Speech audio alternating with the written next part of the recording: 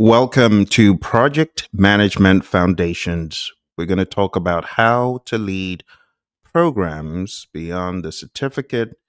And we're also going to be demystifying a lot of myth about program management.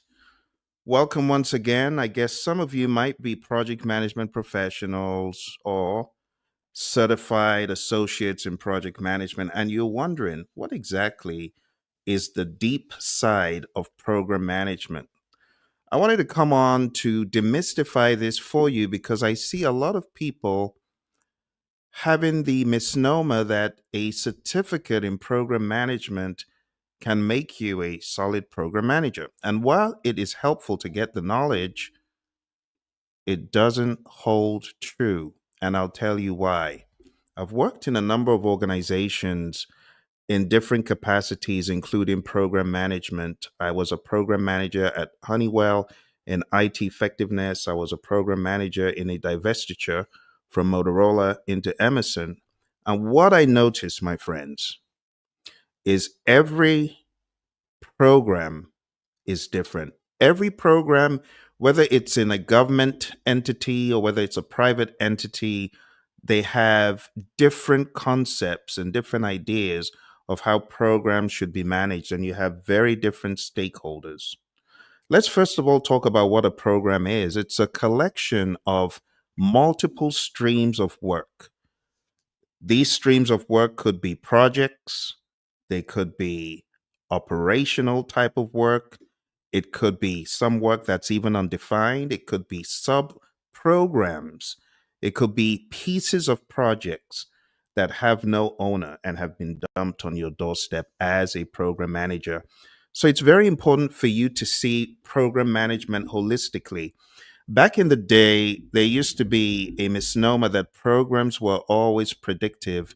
But as the world has begun to change, you realize that organizations don't just do predictive projects, they do hybrid projects a lot, agile projects, and consequently, when you are thinking program management, you can no longer think about it isolated. For example, one of our clients was in lament because they had a number of streams of work that were agile and some that were predictive. And the program manager was in lament, pulling his hair out, wondering how to get a firm grasp of it. And honestly, this is not textbook stuff. It's gotten to the point where you can no longer say, the book, you can barely see mine because it's translucent. The book, the program management book, you can no longer say the book is going to tell me how to manage the program. Okay.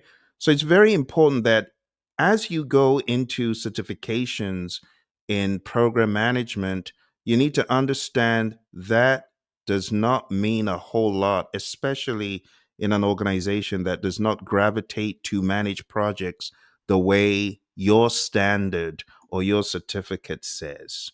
There are a lot of firms, my friends, that manage programs in a very ad hoc way. They manage programs with tools that may seem to be archaic, but that's all you've got. Now, for those of you who are program managers and you are well versed in some of the, I call it PMI doctrine, you are not going to get a PMO say, oh, this is how you're going to manage the program. You need to be the leader, actually, right? If you have the knowledge and the skills from the PgMP exam, right, you need to stand up and say, well, I think this is probably a good way we should be thinking about our programs because no one else knows in the firm. No one else knows, right? Now, I know there's some organizations that have very fancy tools and techniques, but again, their way of managing the program may be different from what you're seeing. So if you have insights and you are truly passionate about this, I want to encourage you to stand up and be the leader. You see, there are a lot of people certified as PMPs and saying, oh, I'm waiting for my organization to give me the green light. No, they're not going to give you the green light. They're not. You need to say, this is how I will manage this program.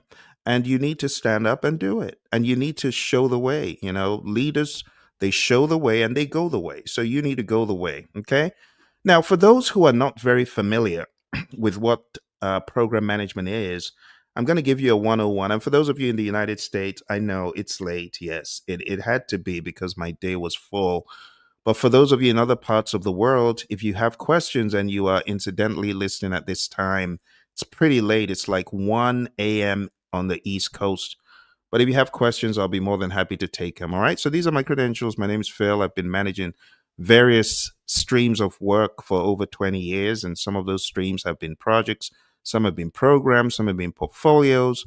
I went ahead with the PMI's OPM3 Organizational Project Management Maturity Model, which you see in my certificates up there. And during that time, we were tasked with studying portfolio management, program management. I've still got the book, this book, and project management. So it was a three-headed beast. And in that journey, in that adventure, I began being able to put sensibilities behind what I had done in various organizations that I mentioned. I was also fortunate to be a program controller on a very rigorous government project while I worked at an engineering company called Brown and Caldwell. We were doing a munitions cleanup.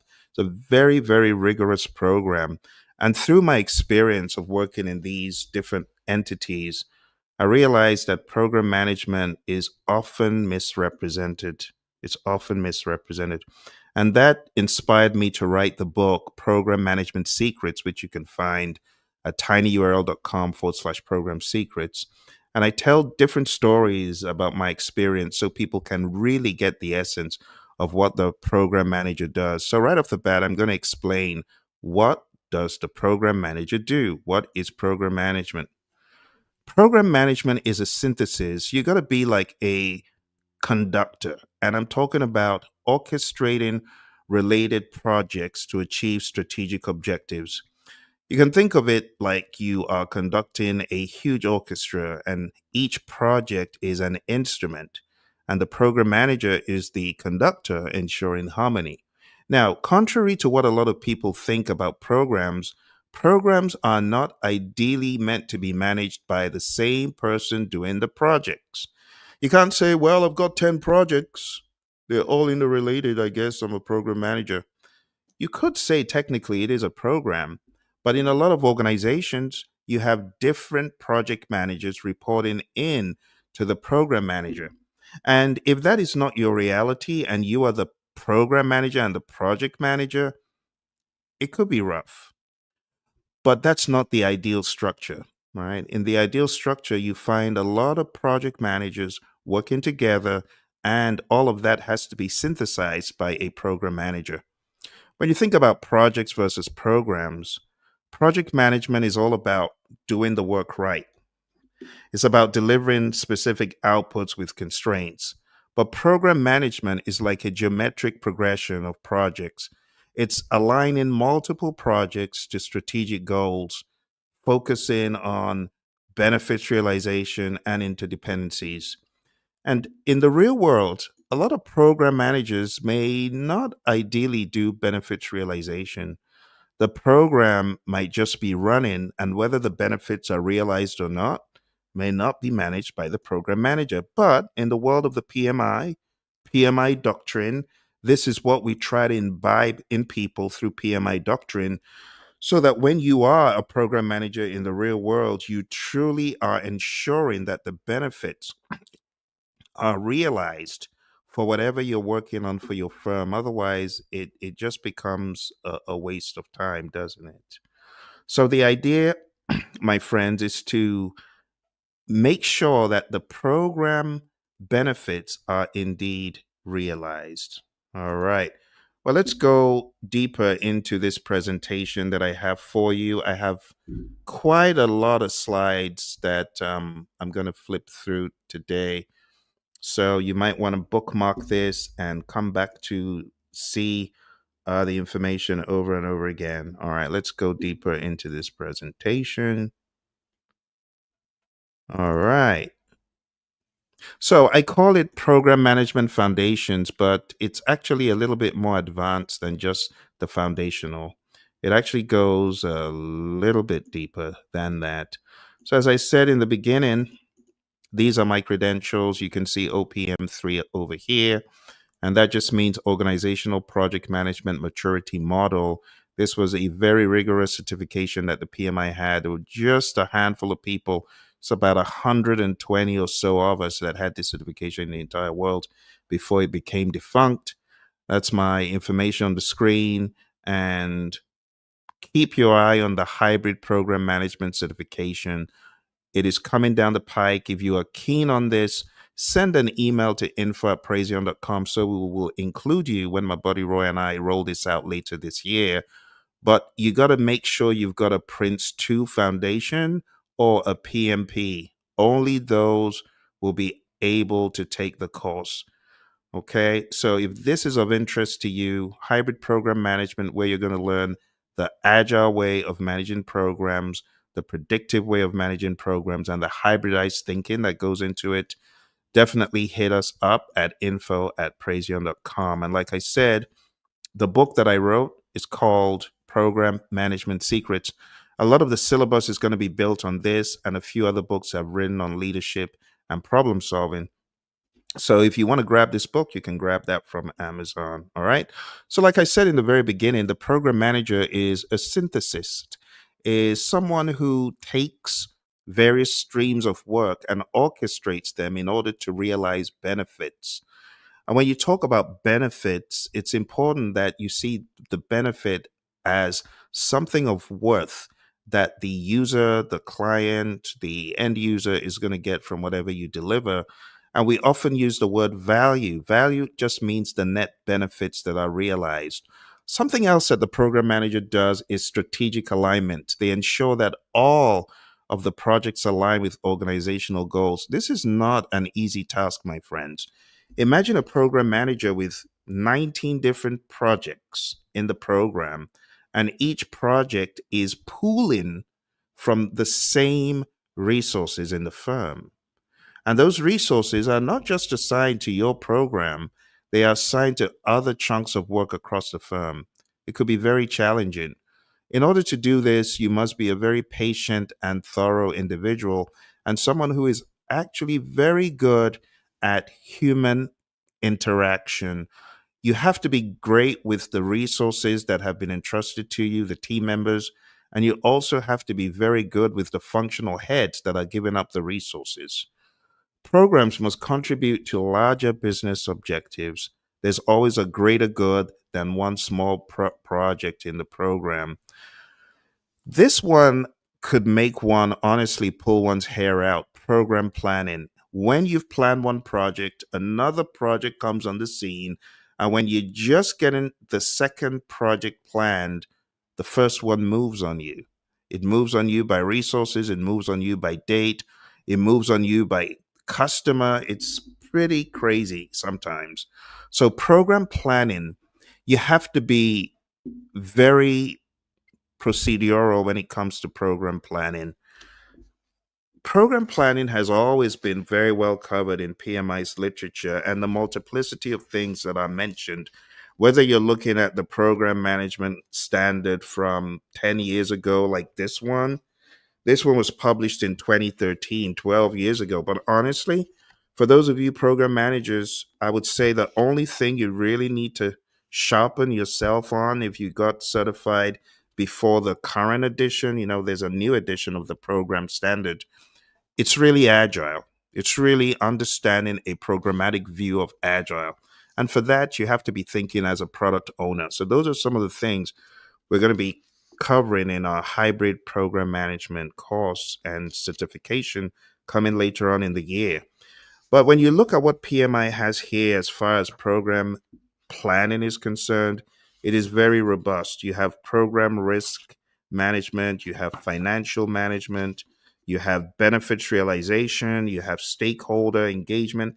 And I'm reading all of this from the Standard for Program Management, third edition. This is a really solid edition, which I have decided to keep, even though there's a new edition out.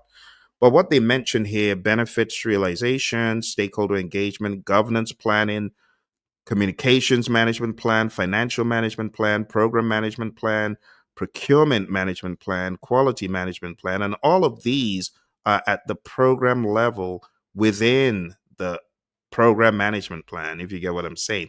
There are many moving parts. So when you think about program planning, it's not for the faint in heart. It is very laborious.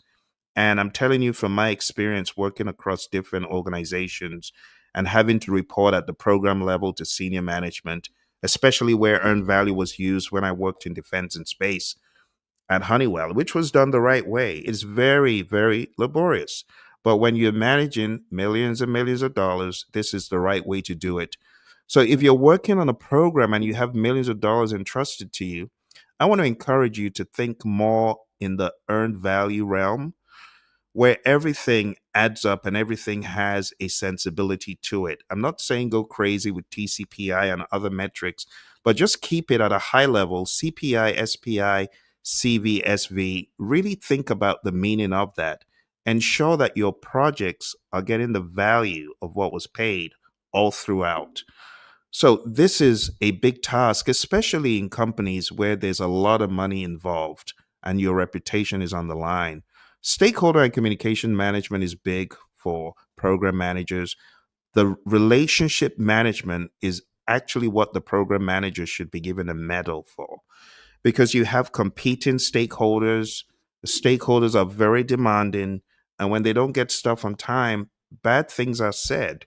So you have to have thick skin. If you ever get into the world of program management, you have a lot coming at you. So you got to manage those relationships. You got to work with the resources entrusted to you, and you got to proceed with respect, right? Then, as far as creating and implementing communication strategies, just one mistake and major communication didn't go out. I've experienced that as a program manager. Everyone's looking to the program manager to communicate, even at the HR level. But HR and I did not decide who was going to send the communication. I should have taken the lead and said, you send the communication. But they thought I was sending the communication. So at the end of the day, things could get very muddy when it comes to communications in programs. It has to be intentional. Same with risk. And what you do on project one, let's say you got 10 projects in the program. What you do in project one has to rhyme with project two. What you do with project three, it's got to rhyme. You need a system. Okay. When it comes to risk and interdependency management, you cannot afford to play games. Every project in your program needs a risk register.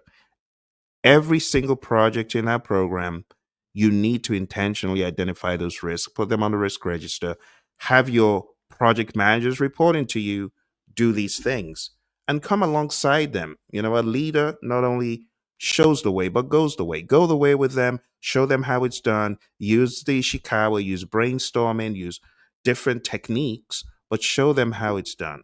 You got to be managing those dependencies across the projects at all times to avoid bottlenecks. And the bottlenecks will come. Program management is like a chess game. Just once you've moved something, another thing's going to move on you, my friends. This one is a big one, but this one shows your leadership and your understanding as a program manager. More so, if you are a certified program manager, you better be taking benefit realization seriously because this shows your leadership.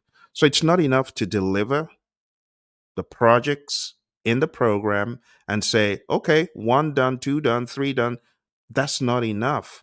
The next layer, my friends, as a program manager, is to ensure that the benefits for that program, the collective benefits, which give you the value, the full value, is truly realized. So you got to ensure the program delivers the expected value and the ROI.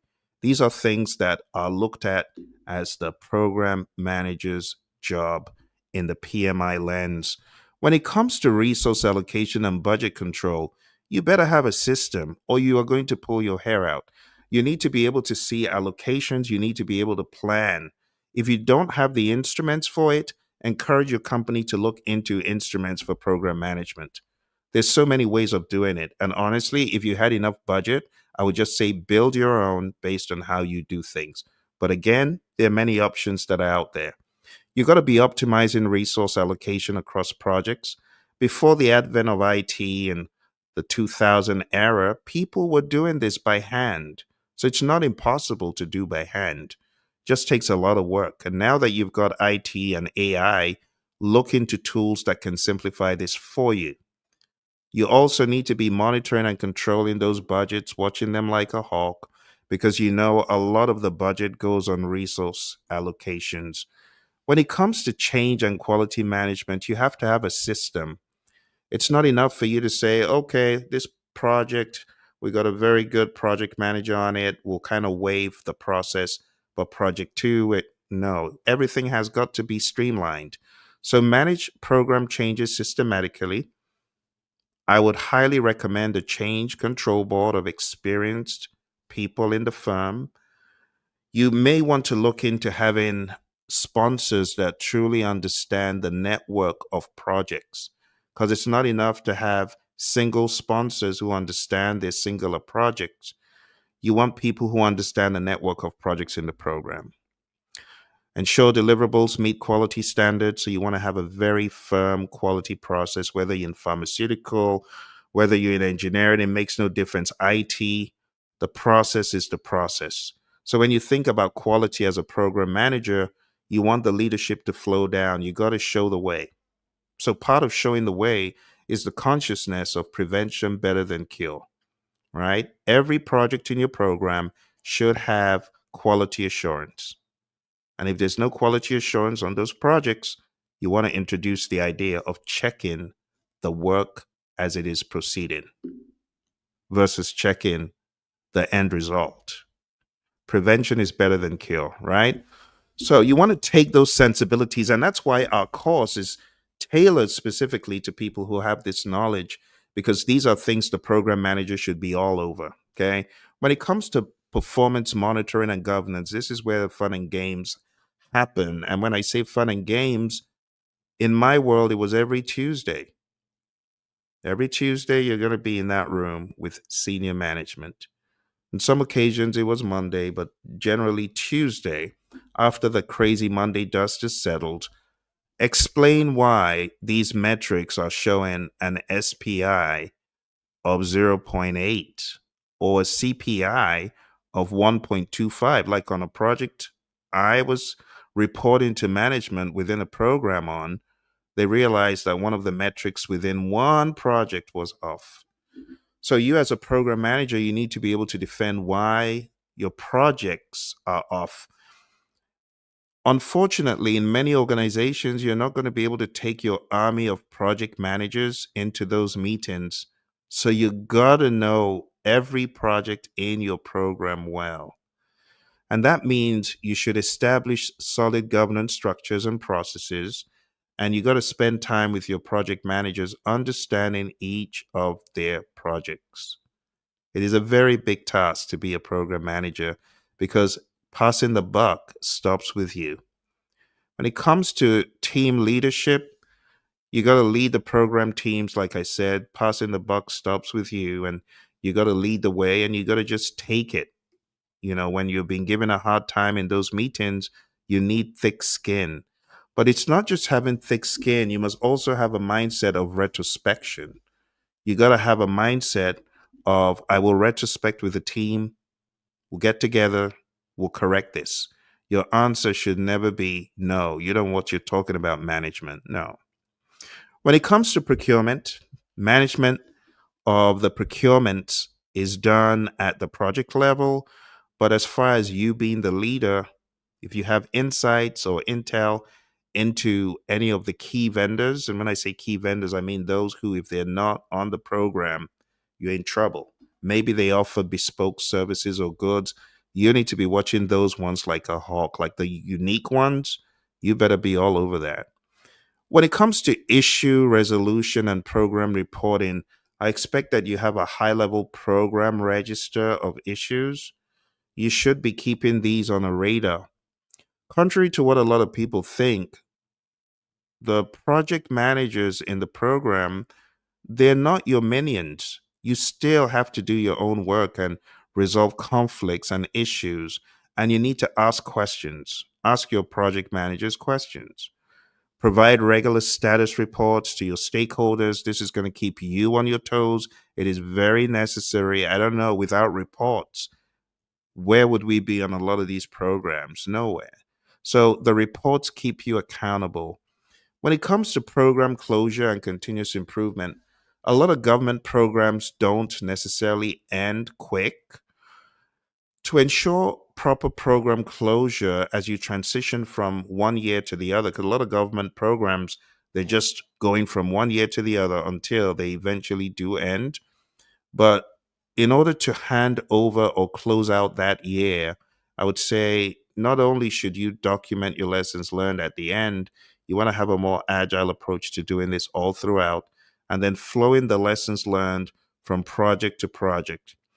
If you know how to manage lessons learned the right way, the agile way, you will not even call them lessons learned. You look at them as lessons to be learned, lessons to be implemented. So when you see what you didn't do so well on this program the first few months, take that knowledge, immediately put it back into production, and don't let it go months. You might want to be more agile and do this on a weekly basis at worst. These weekly forums should be not just for reporting, but also for brainstorming and moving forward and continuous improvement. So, your role as a program manager, you're a strategic leader. You got to know the business. You got to know what your firm is about, and you got to know all the products in the firm. This is one of the things I took upon myself to know what are the products, what are the different arms of the business.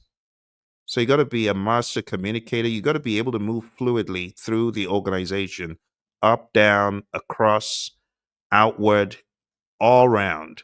And that means knowing where the bodies are buried, knowing where everything is, knowing where every person who you need is, knowing the options that are available in the firm. Unfortunately, a lot of program managers, they don't see themselves as mini CEOs. I would say the project manager is a micro CEO, where you are a mini CEO, right? You're meant to understand the business, especially the products that you're working on. Please know them inside out, know the history of them, know the what, when, why, how, who of all the products that are associated with your program. Okay. Your role is critical in delivering complex programs in many firms that drive business success. Honestly, some programs are not as rigorous as others, but if you're dealing with programs that involve multiple sums of dollars, billions, millions of dollars, you got to think differently. You got to think like that CEO. You got to know the business. You got to know your peers. And then you got to know all the C level, all the VP level, all the director level, do the network, whether you are in the United States and you got the Middle East contingent, you got the Asia contingent, you better know these folks. And then you have to invest relational energy in developing relationships across the firm. It's a lot of work. It's a lot of work. Honestly, if you gave me a program manager role right now, I would say, thank you, but no thanks. Say no thanks because it's a lot of work. So when I was younger, I mean, I was able to do a lot. But as one gets older, you have a preference for higher levels of work. So program management is fun, but honestly, for me, it is a it's a huge task. So I would rather hire a program manager than be the program manager. That's just the honest truth. Speaking about the honest truth, passing an exam is not the same as real world program leadership. I see a lot of people, they are looking to take program management exams thinking it's going to make them. No. Hey, let me explain what makes great program management. What makes impeccable and awesome program management? Oh, I see Michael. Michael, thank you for joining us. Greetings. Oh my goodness, you're dedicated. So out there in Nigeria, the time is what? It's like 5:25. So thank you for coming through. I understand it's late for a lot of people. But speaking the cold, honest truth, my friends, what makes program management successful is leadership. It's your ability to influence the stakeholders, the peers, the team members, and for you to work with them, for you to get along with them. In some cases, you got to direct, but it's really about relationships. So, passing an exam does not mean you're good at managing relationships. It does not mean you're good at influencing. There are a lot of complex programs that demand structure and foresight and heavy people skills. And without these abilities, the programs unravel fast. You almost want to fire the program manager because the program manager does not have the right people skills. So, certification is an entry ticket, but your real skills, your people skills, your leadership skills, that keeps you in the room. When it comes to program structure, it's non negotiable. You got to have naming conventions across the project that rhyme. Call program one something similar to program two for structure and clarity across multiple teams. Projects under a program must look and feel cohesive. Like programs that I've worked on, we had very similar names, and then O1, O2, like a program called CAAD01, CAAD02, and then a description. But when you see the CAAD code, you know you're all in the same program. So give your projects names that make sense. The cohesion of project managers equals success. You got to get the project managers to collaborate, not fight for resources, but build a shared identity and purpose. The teams, the project teams, you got to ensure that there are no competitive silos. All right. You got to make sure that you're building an ecosystem across all the projects. You got to bring them together. You got to get them to interact. You got to get them to talk. You got to get them to see eye to eye on that program.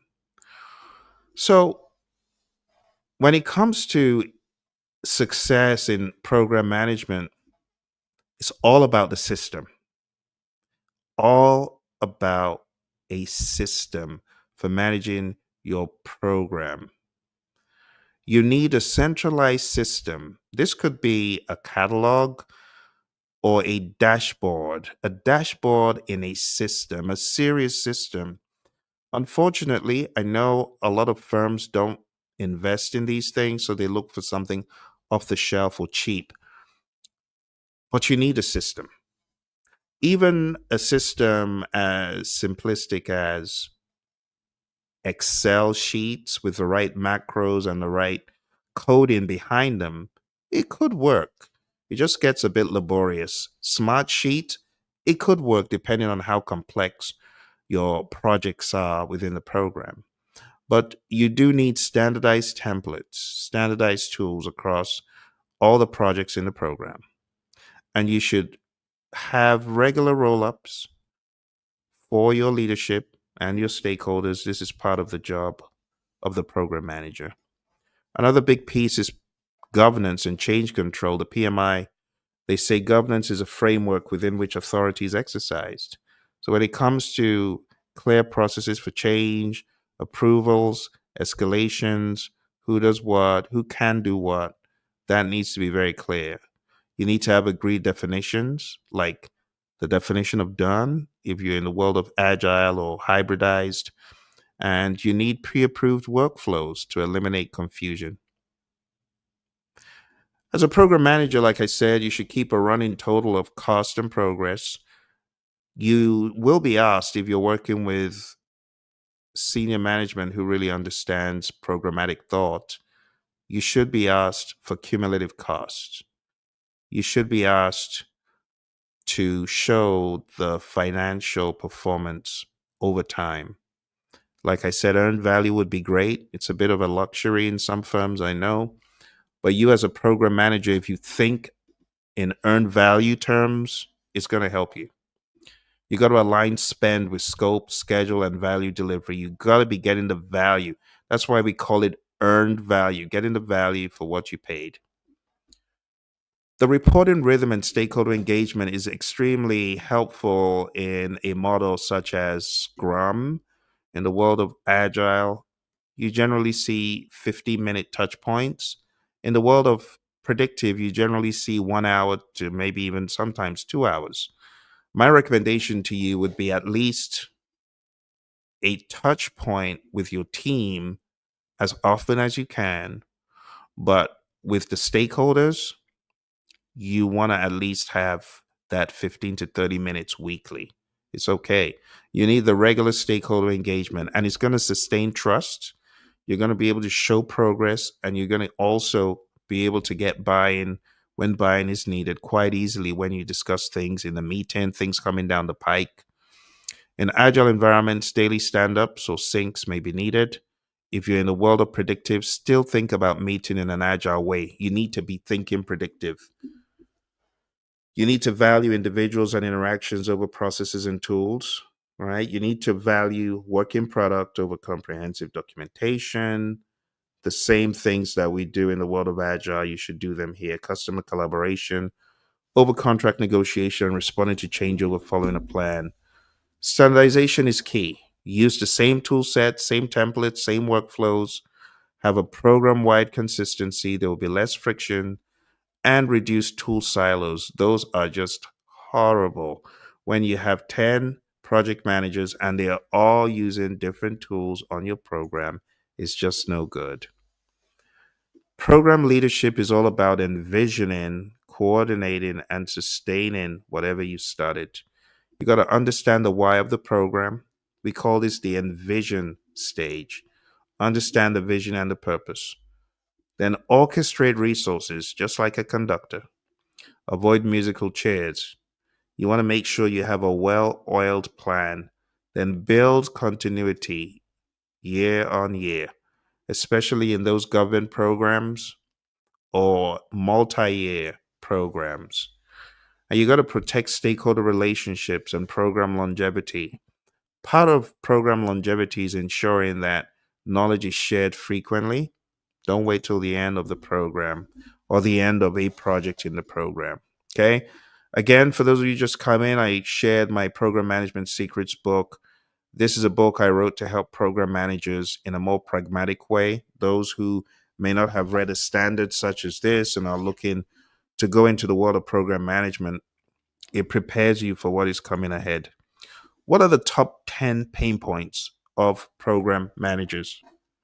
I'm curious to know if you have any thoughts. If you're a program manager, you want to chat in.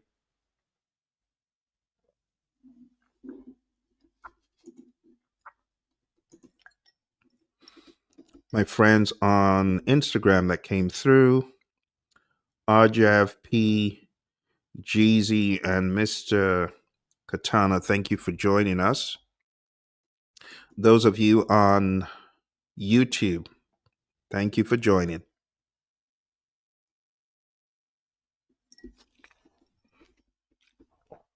All right. So I don't see any chats. Michael, are you still on? You got any chats? What are the top 10 pain points? Can you guess? There's always one. There's always one that appears everywhere. It's in every walk of life. Let me go through them one by one for you, okay?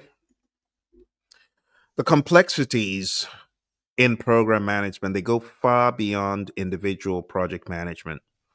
I want to show you the most common challenges.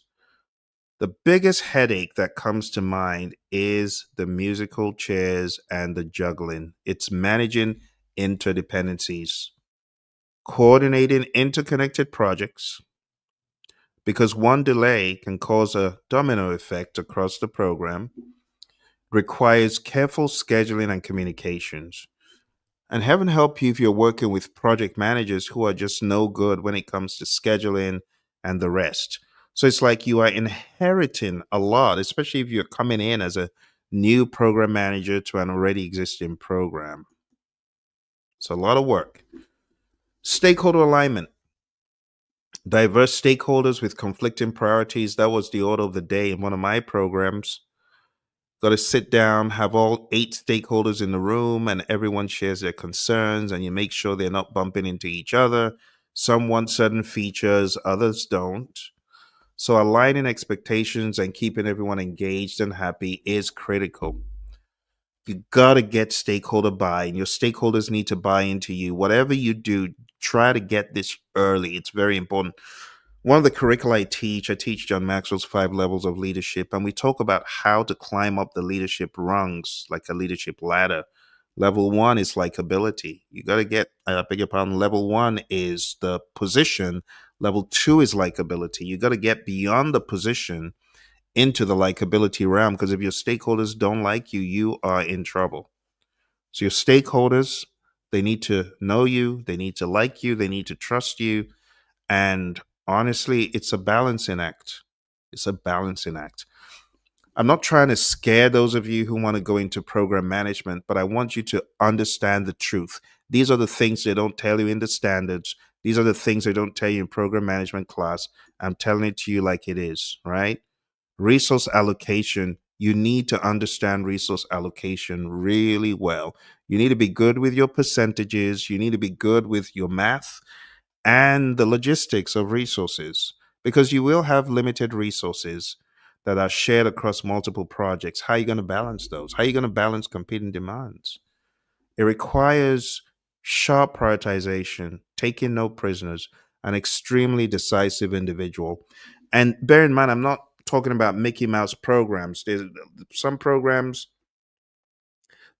just call them a big project. I'm talking about programs that are big, they're ominous, and they're significant. Those are the ones I'm talking about.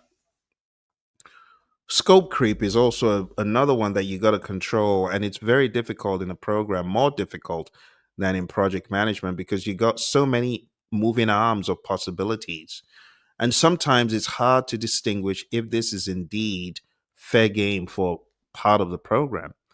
So it's a very complex task, because changes that you make on project CAAD 01 could cascade into CAAD 09, for example. So you need tight change control. Tight change control. Risk management at the program level is seeing how projects could be impacted by a risk.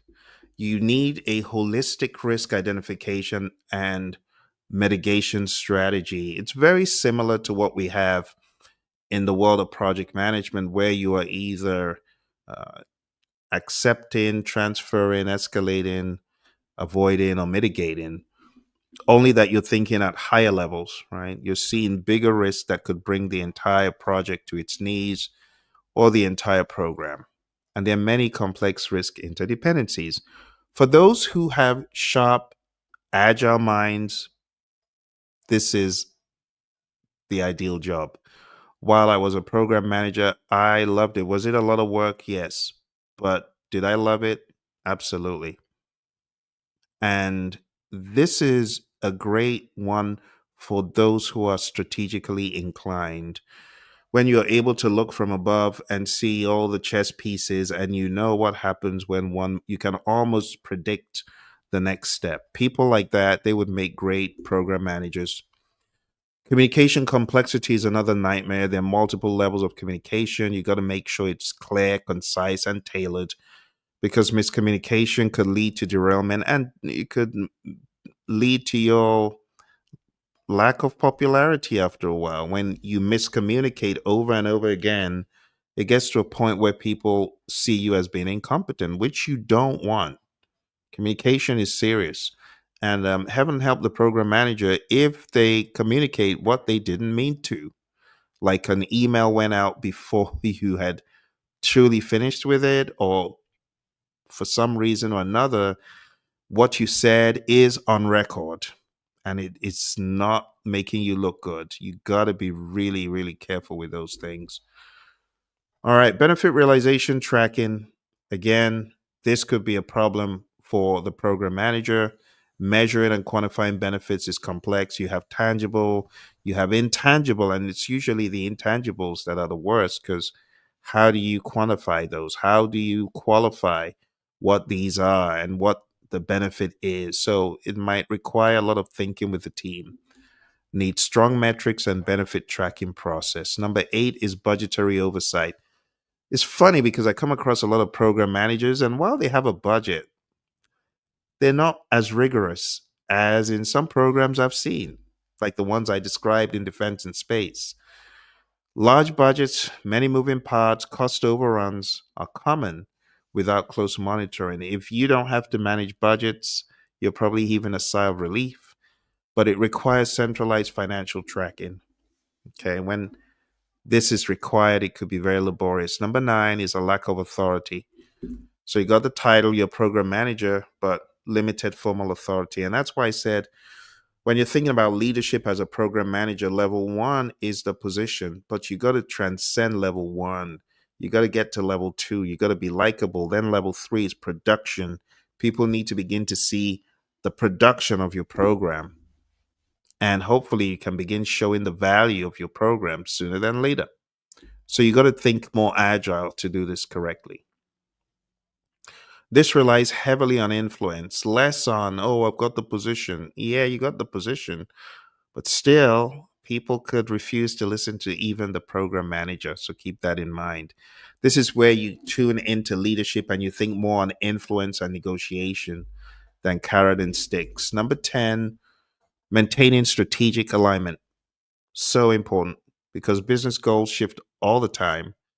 Your program, whatever products you're working on, whatever features, they must stay aligned with the evolving strategy. And it requires continuous reassessment and adjustment. So, as a reality check, my friends, mastering these pain points is crucial.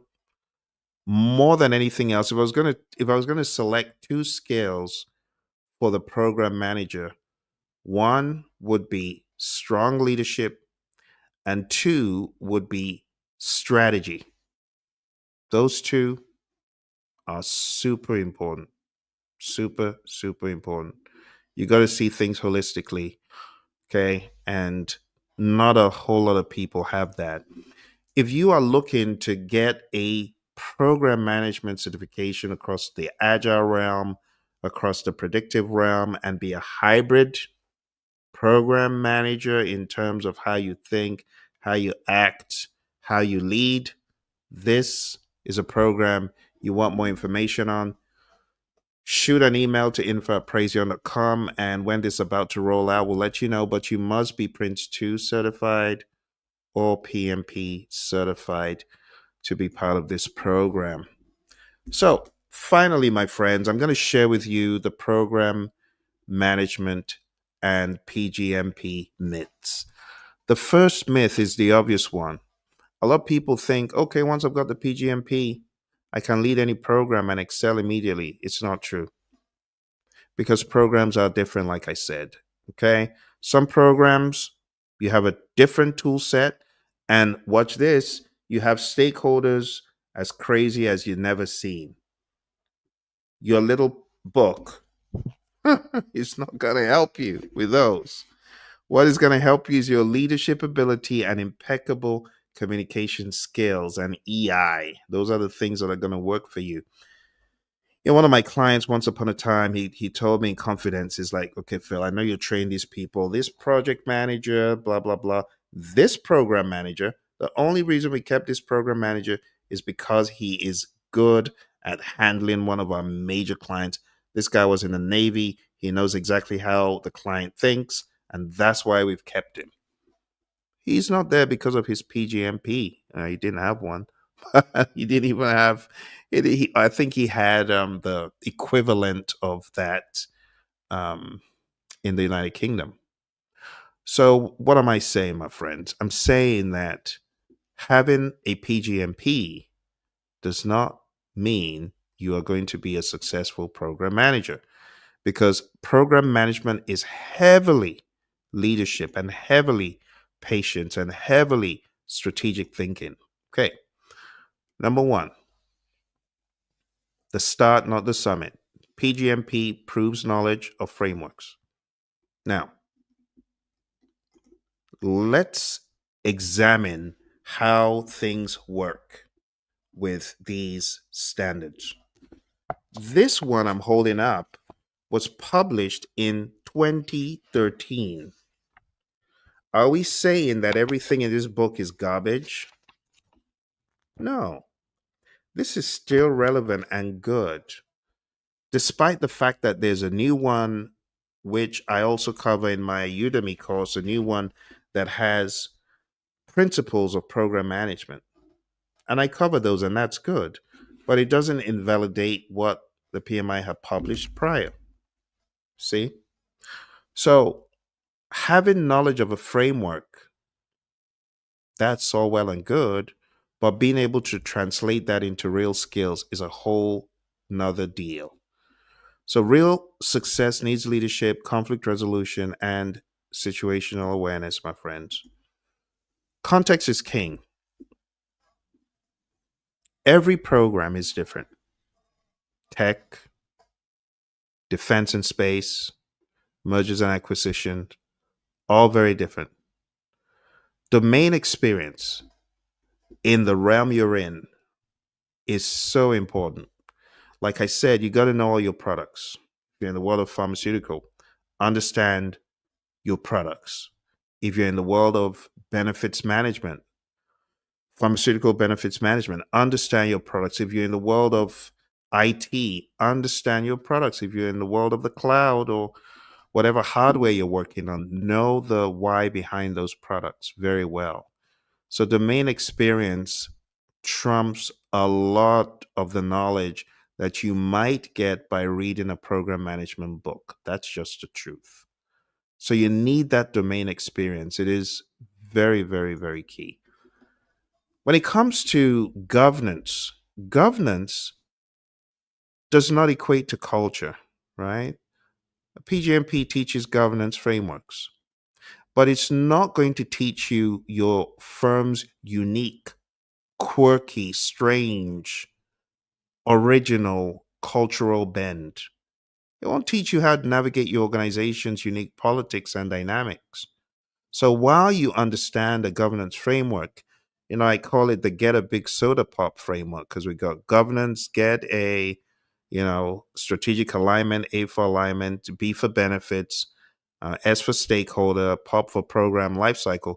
Get a big soda pop. I added the word cola. Get a big soda pop cola because we now in the new edition of the standard we talk about collaboration as well. So I changed the mnemonic, and you can know that mnemonic inside out. Get a big soda pop cola. You can talk about it till the cows come home, but it's not going to teach you how to navigate your unique politics and dynamics in the firm. Okay. Programs operate in a VUCA environment. They're volatile, they're uncertain, they're ambiguous, they're riddled with all sorts of complexities as well. And adaptability is what is going to help you. The ability to pivot, real world agility. That is not in the textbook. I show a bunch of superheroes because they're agile, right? You got to be agile. You got to be ready to bounce back. You got to be ready to adapt. That's really what is key. The frameworks are good, but that's not key. When it comes to real world application of what you're studying, that is not going to be taught in the book, unfortunately. That is not going to be taught in a class, even if you attend a class of 40 hours, 50 hours. Not every class will put you into scenarios. We do it though. So we put our students into real world scenarios. We have them developing stuff, creating stuff, interacting, and you can get that muscle memory, and it can actually help you a whole lot as opposed to just sitting watching a boatload of slides go by. We get our students involved and communicating and working on stuff. So program management has science and art. You're going to be rallying teams, managing politics, balancing KPIs, benefits realization, strategic alignment, not to mention the heavy leadership that's needed. When I say heavy, I'm not saying heavy handed, I'm just saying intense leadership. Intense leadership. So, my friends, we're about to close in the next few moments. The bottom line is this: PGMP is a great ticket to a conversation. It's a great ticket. But I also want to remind you, for those of you who have lamented to me, yes, it's expensive. And I know a lot of you are not going to be able to take that, which is why I put these forums together, such as on the Project Leadership Institute channel. If you go to youtube.com/ at the at sign Project Leadership Institute, we have a number of significant videos on program management, on portfolio management, because I know it's not talked about enough. But I know a lot of you find yourselves in these roles, which is why I wanted to show up today and encourage you, let you know what's coming down the pike, and give you some reminders. Unlike project management, which gets so many videos, you got the videos leaping up from the page at you on YouTube, on Instagram, everywhere. We don't have a whole lot of program and portfolio videos. So I started putting these out on the Project Leadership Institute channel, and those are out there for you. To conclude, my friends, success is all about applying leadership. Leadership is so big. I cannot tell you how big leadership is. You know, my mentor, John Maxwell, he would say, leaders view everything with a leadership bias. They look through the lens and they see a leadership situation going on, not just an everyday project or program situation. They'll see it as a leadership situation. And that's actually how the program manager needs to be. You need to see what is happening through a leadership lens. It is so important that you can apply leadership. Okay? So now you understand that the PGMP or any other certificate, those of you that have done the equivalent in the UK under OGC or in other countries, something else, yeah, all of that is all well and good, but that is not the end. The most important thing goes beyond frameworks, such as the Get a Big Soda Pop. Get a Big Soda Pop is good. I love teaching it, but there's more to Get a Big Soda Pop, right? So governance, effective decision making, policies, controls, and uniformity, alignment, aligning program goals, so key, benefits management, identifying, measuring, and tracking the benefits, stakeholder engagement, understanding and managing stakeholder needs, and lastly, program lifecycle management.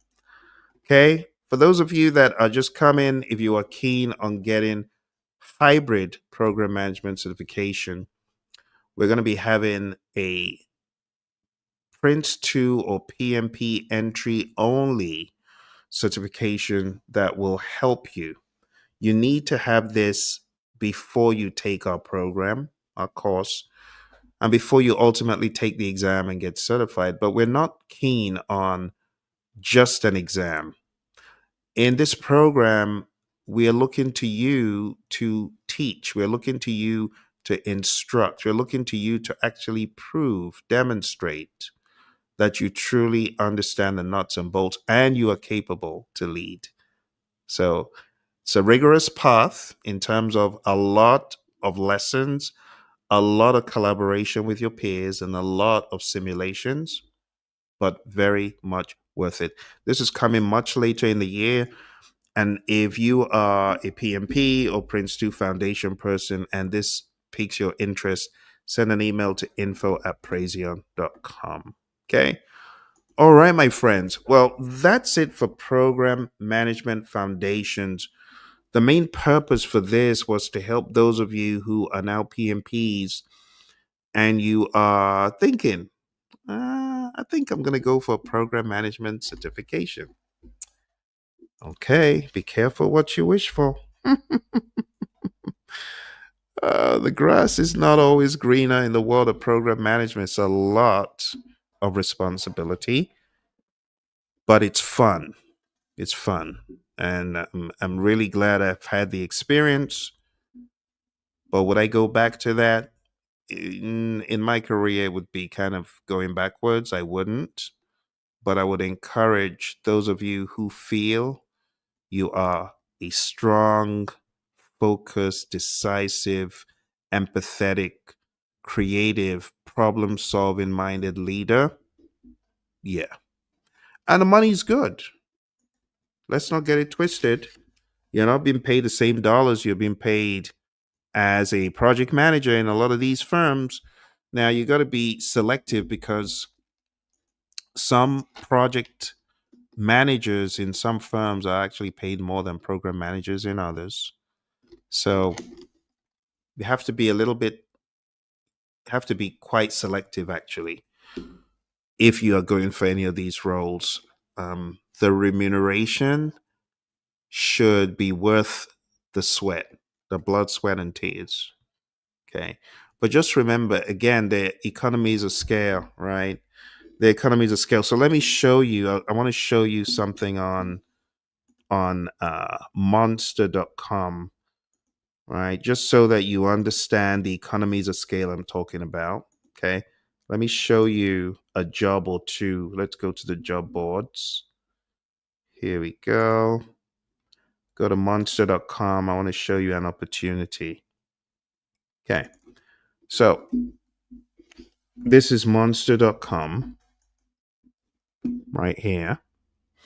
And I've done a search across the United States. It says program manager in Cali of all places for just 73. So this for me, this would be a problem. This is very low. But you can see it's a program manager role. Let's click on it and let's see what it says. Program manager is responsible for overseeing the work and the results of the programs that they manage. Program managers bonus. So this very cookie cutter. Let's see if it gets down to the nitty gritty. There's not a whole lot of information disclosed. There's another one. Let's see if this is any better. Okay.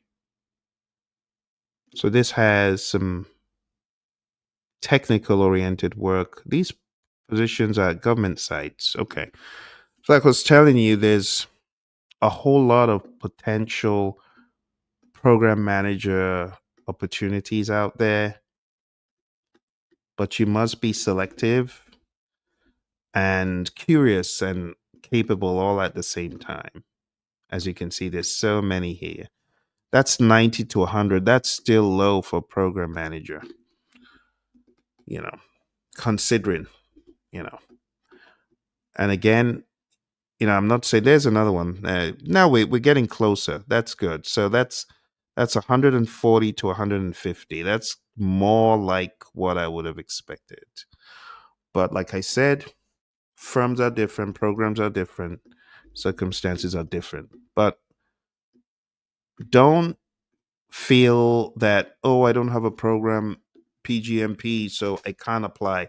Not true. Let's see. Is PgMP mentioned on this page?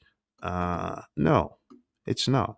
In fact, in a lot of the program manager jobs, guess what they say? PMP preferred. Why is that? Because for any PPP role, project program portfolio, they are generally looking for a PMP. You see, they're not trying to find a PGMP in a lot of these. And if they had two candidates, a PMP and a PGMP, and the PMP showed better leadership aptitude, better aptitude of the products, they would choose that PMP. Okay? I hope this gave you some insights. If you have any questions, now will be a great time. Do you have any questions about program management, my friends? Because the reason why I'm here is to serve you in this regard. You don't have a whole lot of coaches coming out to train this stuff. And that's why I wrote the book. And that's why I have put together this program with my buddy Roy, which is coming down the pike, which is based on our Epic model, which is the same model, very similar, but just scaled up that we taught in January for those of you who attended it. Okay? Any questions that I can help answer? about program management? Any concerns? Let me go ahead and share the link to my book. All right, that's the link to my book. You can find it on Amazon. It's called Program Management Secrets Boost Your PgMIQ by 20%. A lot of stories, a lot of insights into the programs that I worked on, and very pragmatic. I revised the book recently to include a breakdown, the mentality, the thinking that the PMI started talking about in terms of the principles. The principles were a very good addition, but I still got my standard from way back. I've actually got two copies, you see. I've got two copies of the same standard. I loved it so much, I bought two. Bought two. This was way back in 2013 when I did my OPM3. And I did a program management course for a hospital, and I bought quite a lot of these standards to give out to my students at the time. So I have some left. Any questions? I don't see any questions. Well, I'm going to say thank you very much for joining me. It's always a pleasure to have you on this channel. If you haven't smashed the like button, please do that. It helps the algorithm, and it's going to help these program managers who are out there be able to narrow down what exactly is going wrong. Because sometimes it just takes a coach showing you how to view the work you're doing. Okay. All right. I don't see any questions. I want to say a big thank you to you. Those of you on LinkedIn who came through, Miss Anjali, Shivi, Sumi, Roy, and Sukhdev, thank you very much. Those of you on LinkedIn, I think Michael was on LinkedIn. Thank you, Michael, for coming through. And all of those of you on YouTube, thank you so much. You take care. I wish you all the best as you traverse the world of program management. Smash the like button and come back and watch the video again and again for everything to sink in. Send that email to info@praision.com if you're keen on taking our certification program in hybrid program management later on this year. It's info@praision.com. The program will be open to Print2 and PMP. All right. Thank you very much. All the very best, and bye for now.